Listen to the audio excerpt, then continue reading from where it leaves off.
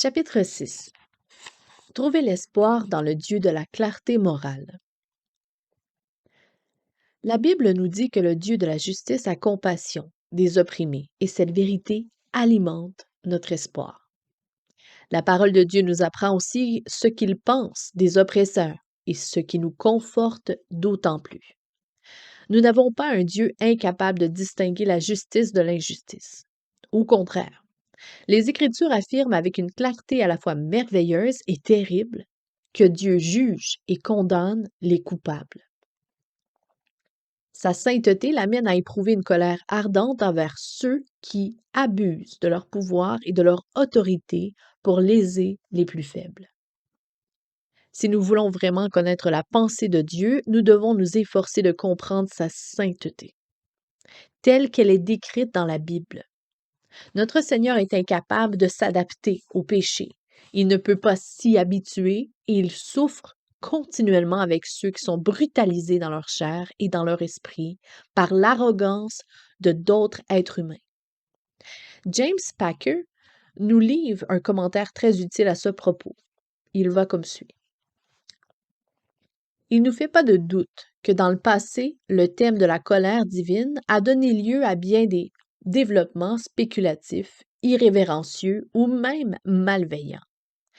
Des hommes ont prêché la colère et la damnation sans avoir de larmes dans les yeux ni de douleur au cœur, et le spectacle de petites sectes qui voulaient allègrement plutôt le monde entier, sauf elles, à l'enfer, à révolter bien des gens. Il y a des regroupements qui prêchent ça.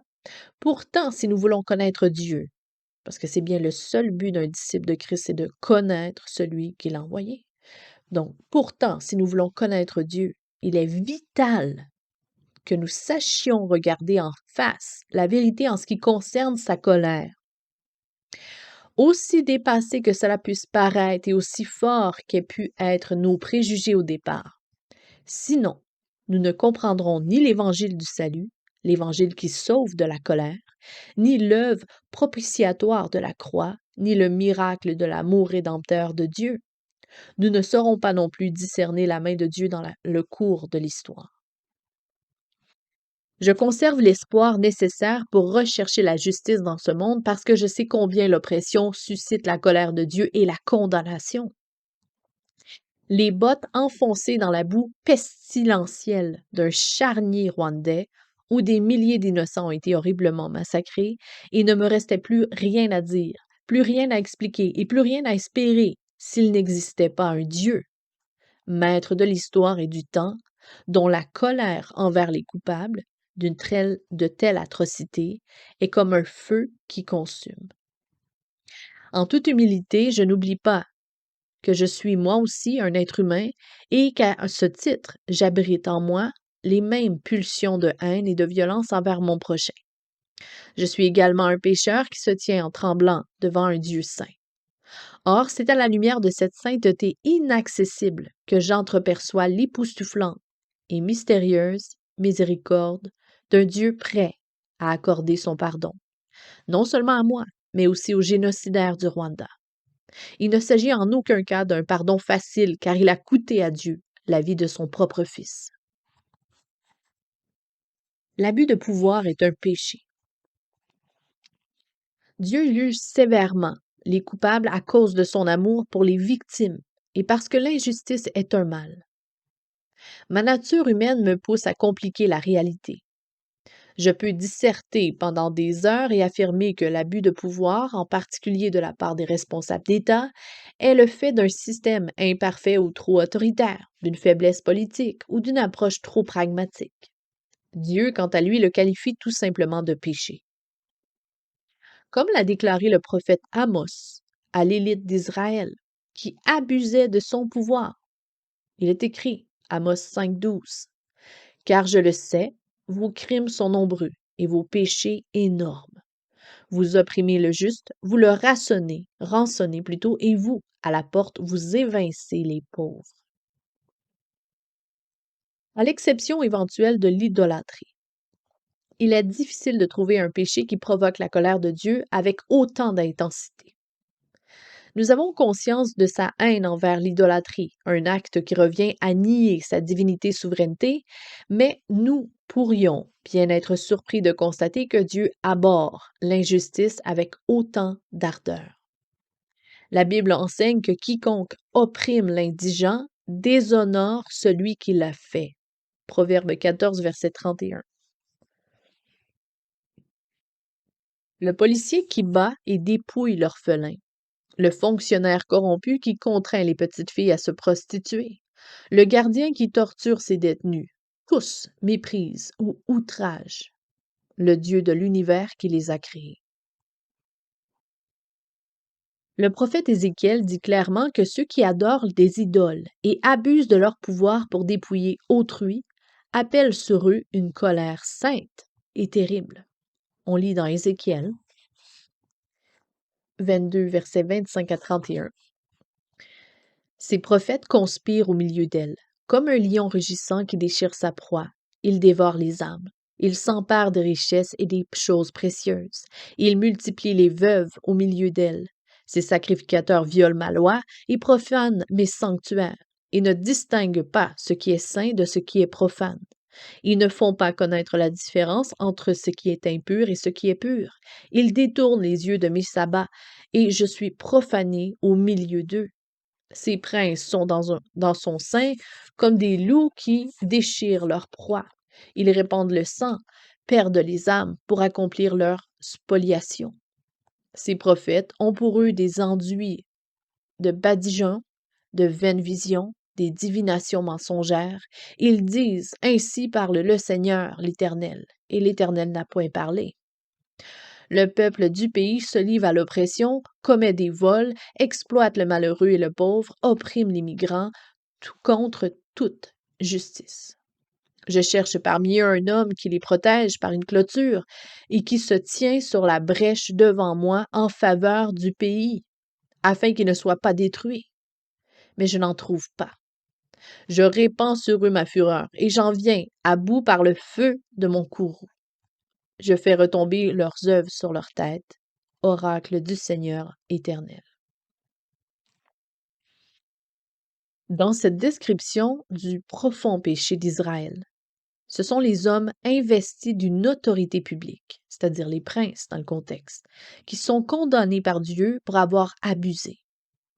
Ils exercent leur pouvoir comme des lions et des loups, c'est-à-dire des animaux très puissants, sans se laisser guider par la moindre parcelle morale.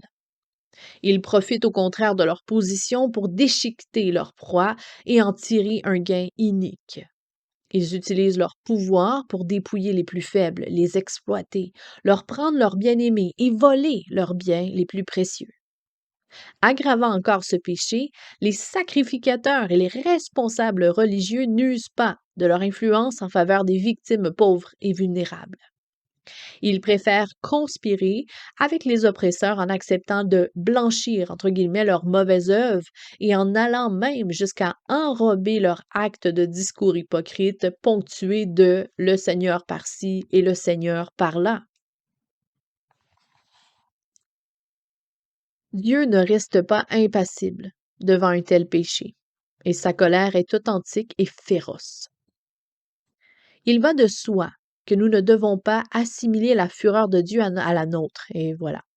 Généralement irrationnelle, disproportionnée et enracinée par la peur et nos émotions particulièrement. Et contrairement à nous, notre Père céleste ne pêche pas dans sa colère. Nous ne devons pas davantage imaginer que Dieu partage notre désinvolture émotionnelle envers la souffrance de ceux qui sont brutalisés par l'abus de pouvoir dans notre monde. À l'instar de ce que nous éprouverions si un individu terrorisait notre enfant sous nos yeux, la réaction de Dieu est tout aussi ardente envers ceux qui maltraitent les êtres créés à sa propre image. Bien entendu, comme le souligne James Packer, son indignation est toujours justifiée et assortie de l'offre du salut pour celui qui se repent. Toutefois, notre vision serait erronée si nous nous accoutumions à un Dieu qui ne réagirait pas à la moindre injustice commise dans le monde par une colère intense. Cette image serait la projection intuitive d'un Dieu qui nous ressemble alors que ce Dieu révèle de lui-même est tout autre.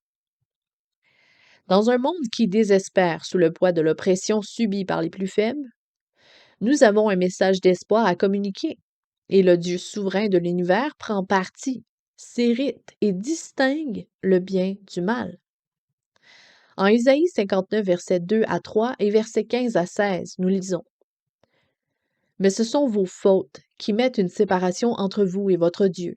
Ce sont vos péchés qui vous cachaient sa face et l'empêchaient de vous écouter, car vos mains sont souillées de sang et vos doigts de faute. L'Éternel voit et trouve mauvais que le droit n'existe pas. Il voit qu'il n'y a pas un homme. Il est désolé de ce que personne n'intercède. On le lit dans Jérémie 5, versets 28 à 29. Ils dépassent toute mesure dans le mal. Ils ne défendent pas la cause de l'orphelin, et ils prospèrent. Ils ne font pas droit aux pauvres. N'interviendrai-je pas contre ces choses-là? On peut lire dans Jérémie 21, verset 12. Ainsi par l'Éternel, rendez la justice dès le matin et délivrez les mains de l'oppresseur celui qui est exploité, de peur que ma fureur n'éclate comme un feu et ne s'enflamme sans qu'on puisse l'éteindre, à cause de la méchanceté de vos agissements. On peut lire dans Amos 2, versets 6 à 7.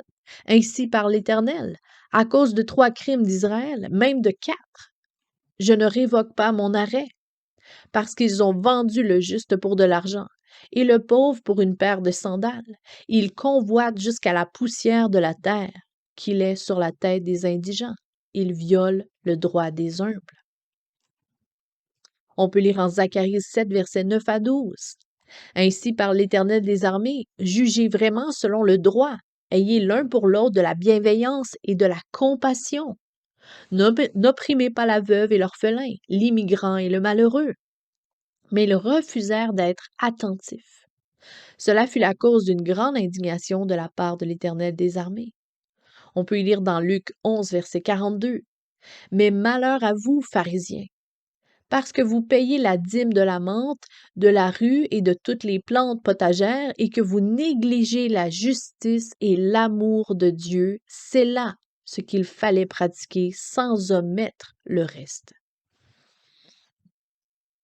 Partout dans la Bible des enseignants, Jésus, Moïse, le roi David, les prophètes et les apôtres, nous apprennent que notre Dieu est un juge qui distingue clairement le bien du mal. Une telle notion met souvent notre esprit postmoderne mal à l'aise, et non sans raison d'ailleurs. Nous avons vu défiler beaucoup de prétendants au trône du jugement divin, inquisiteurs, chasse de sorcières, impérialistes et fanatiques imbus d'eux-mêmes, qui ignorent tout du Dieu au nom duquel ils condamnent, qu'ils pourchassent et écrasent avec tant d'allégresse. Il est terrifiant de constater ce que l'humanité faillible plutôt, est capable d'accomplir sur la base de règles et d'absolus en matière de bien et du mal. Dégoûtés, nous avons aussi perdu notre amour pour un juge juste et divin qui défend le faible, le démuni et l'opprimé avec l'épée de la vérité et une clarté morale parfaite. Comme le souligne James Packer, cette réaction hostile au mal est nécessaire à la perfection morale. On lit son commentaire: La notion moderne d'un juge impassible et froid est inconnue dans la Bible. La Bible attend d'un juge qu'il aime la justice et la loyauté et qu'il ait en horreur toute atteinte aux droits des hommes.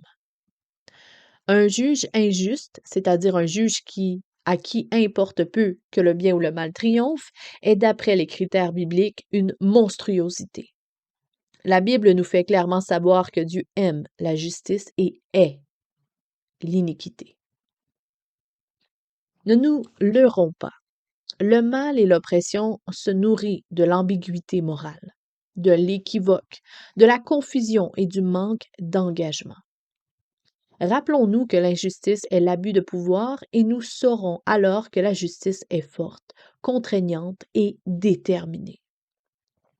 Dans tous les cas, elle prévaudra face à l'incertitude, au doute et à l'inconstance. Lorsque j'étais enfant, je me rappelle m'être interrogée sur un principe enseigné par notre entraîneur de football américain. Il nous apprenait comment plaquer l'adversaire et affirmait que le meilleur moyen d'être blessé consistait à vouloir se protéger. En d'autres termes, notre réaction naturelle à la vue d'un adversaire imposant qui fonce vers nous, tout musclé en avant, consiste à nous mettre sur la défensive. Or, cette position a justement pour effet de nous mettre au tapis et de nous rendre plus vulnérables au coup. Au lieu de nous propulser de tout notre poids dans l'affrontement, avec le plus de force et de fureur possible, nous cherchons instinctivement à freiner la vitesse de la collision et nous tendons les bras pour amortir l'impact. En adoptant une approche aussi prudente, nous sommes massacrés. Inévitablement, le joueur qui tente de ralentir l'adversaire est renversé et vaincu. Un bon joueur doit courir vers la ligne pour marquer un but. Au premier signe d'hésitation du défenseur, l'attaquant sait que le meilleur moyen d'y parvenir consiste littéralement à lui foncer dessus. Les oppresseurs, eux aussi, connaissent leur objectif et se montrent déterminés. Ils savent que feindre à gauche puis feindre à droite peut engendrer l'incertitude morale, ce qui les met en position idéale pour foncer tout droit sur leur adversaire. Les nazis, on va mettre en parenthèse figure emblématique du mal, ont réussi à manipuler une société égarée dans un brouillard moral. C'est vraiment à notre époque aussi, hein. Il est pourtant difficile de croire que l'on puisse se laisser abuser par le nazisme. Dietrich Bonhoeffer, le grand pasteur luthérien, exécuté par la Gestapo pour avoir refusé de se prosterner devant les idoles nazies, a pourtant dit que l'incapacité des chrétiens allemands de résister à l'arrivée au pouvoir du nazisme venait de leur manque de clarté morale. Le grand massacre du mal, a-t-il écrit, a bouleversé tous nos principes éthiques. Au moment de l'épreuve morale, dit Bonhoeffer, ceux qui sont préparés à tenir bon face à l'injustice sont ceux qui placent leur confiance en Dieu, le juste juge de la vérité morale. Qui tiendra bon? Seul l'humain qui n'a pas pour norme plutôt ultime sa raison. Donc, c'est seul l'humain qui n'a pas pour norme ultime sa raison, ses principes, sa conscience, sa liberté ou sa vertu, mais qui est prêt à les sacrifier tous s'il est appelé à l'action obéissante et responsable dans la foi et la fidélité exclusive à Dieu. L'humain responsable qui s'efforce de faire de toute sa vie une réponse à la question et à l'appel de Dieu. C'est donc là que réside notre espérance. Dans un monde où les oppresseurs sont prêts à exploiter la moindre hésitation, équivoque ou complexité morale, nous servons un Dieu qui répond à l'injustice avec une clarté morale enflammée et un engagement passionné en faveur de l'équité. En lisant les Écritures, nous pouvons retrouver l'espoir et apprécier à nouveau pleinement la beauté d'un juge saint qui soutient résolument toutes les victimes de l'injustice. À bientôt pour la suite.